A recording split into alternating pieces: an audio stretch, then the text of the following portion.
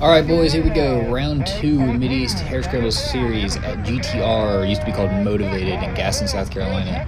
All sand all the time. It's 25 deep on the vet zero. I was determined to get a better start this time. Last race I ended up back in the pack and didn't want to fight my way back through. Coming to the start, I end up third out of the start and then get worked back to about 4th. There was some serious carnage in the beginning of this race. You can see here in just a second, put some pictures up. There's me, and then you see the guy on the far left just taking a digger. There's somebody's seat flying off, a big pile up. It was bad. I heard it stopped, not for a real long time, but there were some guys that was the end of their race. Like I said, this is a whole sand race. Everything about it was sandy.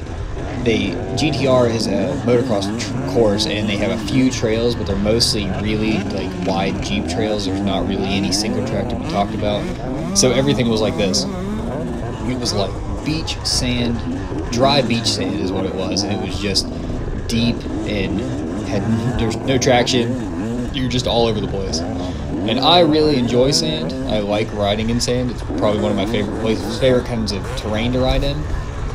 But later on, this course gets so beat up that it's just whoops everywhere. Nothing but sand whoops for 11 miles is what it felt like. Besides the 3 little mile-long sections of woods, but I wouldn't even call it single track because it wasn't. It was Jeep trails.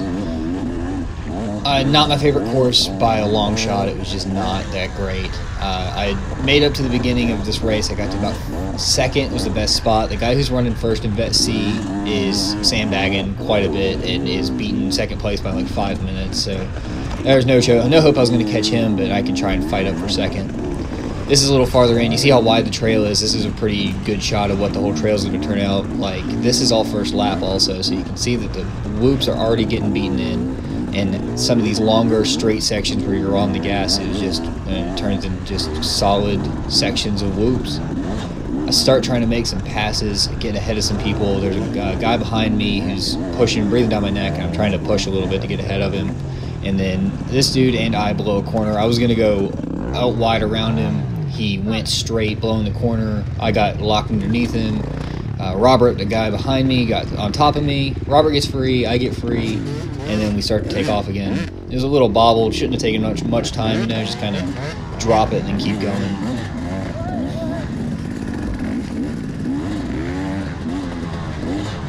After the mistake of trying to make up time, I want to get back on it and get going. And I didn't realize is that my rear brake had been messed up, and so right about here, I realized it. It's real bad. I hit that turn and was going to apex it and then take off, and nothing happened. I just tucked my front end and got launched. It hit the ground hard enough that my back protector went through my camelback and pushed the imprints of my back protector into my back. I got bruises on my back, just all covered, a diamond print from my chest protector. You can see me grab my rear brake right there. I'm trying to stop my rear wheel from spinning. The bike would just lay there and chug. I didn't want it to sit there for a real long time, so I was trying to stop it. I should have paid attention and seen that the back brake didn't do anything. But I was more concerned about getting up and trying to get back on because I wanted to get going.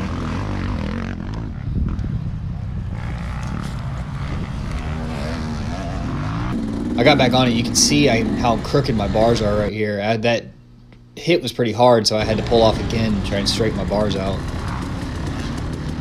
I play with my back brake a little bit and can't get it set up. It was like 2 miles into the course. I was really bummed out. I thought I was going to lose my ability to ride this race just because I had crashed in the beginning of it.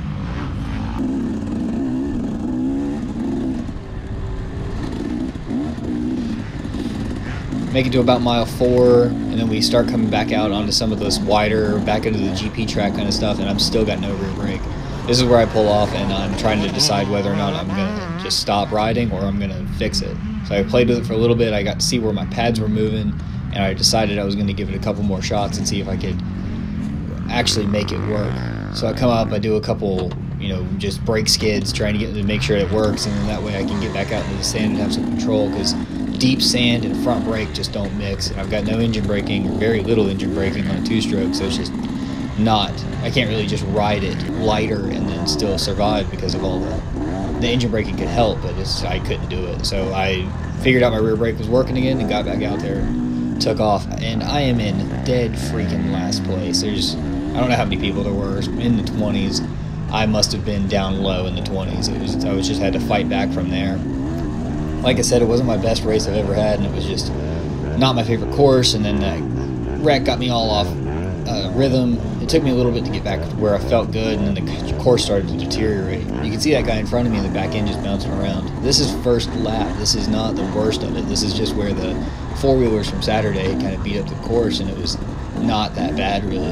And just later on, these long straight sections, make these couple passes, all the stuff on the sides is super, super soft. So you start, if you don't accelerate, you just start wallowing. And then all of these straight sections just turned into whoops. All you could see was whoops just forever.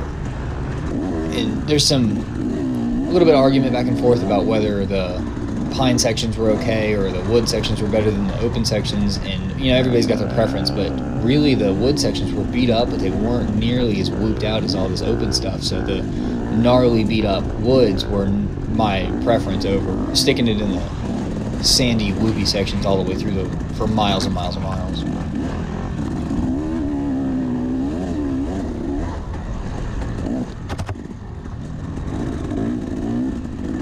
The sections that were like this, that were like tighter, but still, you know, four-wheeler wide, there were few and far between. There weren't very many of them in this whole course, and they were kind of poorly laid out. It was kind of a bummer that this course was, in my opinion, the worst I've ridden from Mid-East so far, and they usually do. I usually like the way their courses are laid out. I'm starting to get more confident in my hotline choices, so I'm starting to make some passes using hotlines.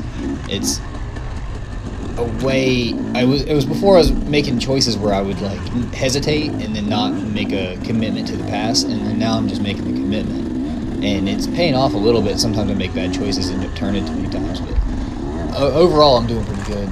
This is another one of those long sections. This thing gets beat up, just beat to hell later on. You can see how long it is, and it's just long into one little turn into another long straight section.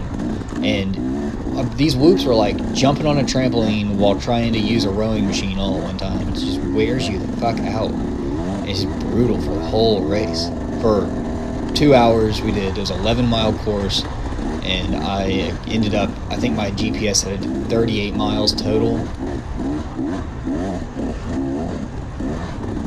This was the tightest section of the whole course, and it was like they just went out with a machete and cut a section of clear cut down so you could make a bike go through it. It was tight, but it wasn't challenging. But it was by far my favorite part of this course. If I could have chosen anything to be for the rest of the course, it would have been this. I would have just stuck with this kind of stuff for the whole ride. And I'm not the biggest fan of clear cut either. It sounds like I'm complaining a lot, and I kind of am, because of this course was just kind of disappointing. There was this is the Sandblaster. This is Sandblaster is what this was called, and then the Sandlapper Enduro was also going on. I kind of wish I would have gone to go over and done the Sandlapper instead, because the course looked so much better. It was so much smoother and so much more had so much more flow that I kind of wish I would have picked that over this, but I wanted to do this whole series, so I'm not going to just jump out and go over and do a different race. I'm going to stick to doing all these, whether I like the course or not. And it's not like you're always going to get perfect conditions anyway, so it's better to go out and learn to ride the hard and rough stuff than it is to just, you know, complain about riding the course and saying, I don't want to do it because it's kind of uncomfortable and I don't really want to do the thing that makes me not ride as well as I can. What's going to make you a better rider is learning to ride the stuff that's not your forte. It's just things that are going to make it so you can really adapt to whatever situation you get put in. There's one of my bad hotline choices. This is just a continuation of that same section. It was not super long, but it was the best part of the course, and it was the tightest and my most comfortable part of this whole course.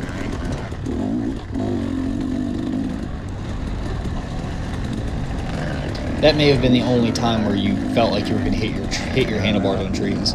And it sounds funny to be kind of like missing that, but when I ride, that's what I ride. So it's the thing that I'm looking for is being able to, you know, I'm going to bang into trees. And so if I'm not doing that, I feel like I'm missing something, like I'm not really riding something I'm comfortable doing. But like I just said, it's something that you just got to get used to riding, because they're going to cater to, they're going to have some tight stuff and have some wide open stuff. And if you can only ride tight stuff, then you're not going to do well anywhere else.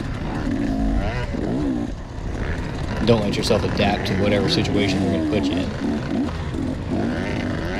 Monster Hotline coming down through. It doesn't really help me any, but it felt good to commit to doing commit to a line that I just picked. 111 and me kind of went back and forth. I'm not sure who he was, but we went back and forth a little bit. I saw him quite a bit.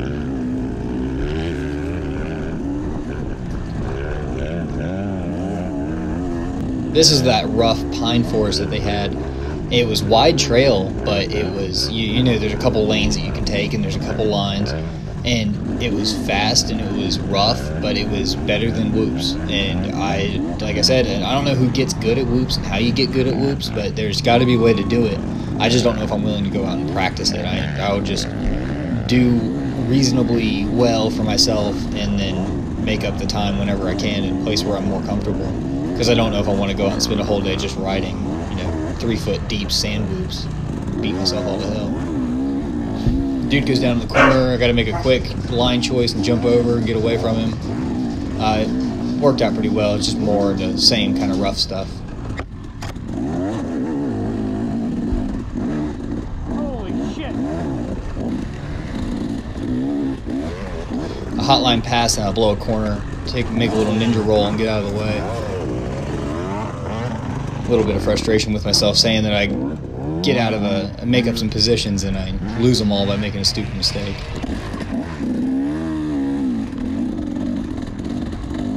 Oh, I saw the position you just made up.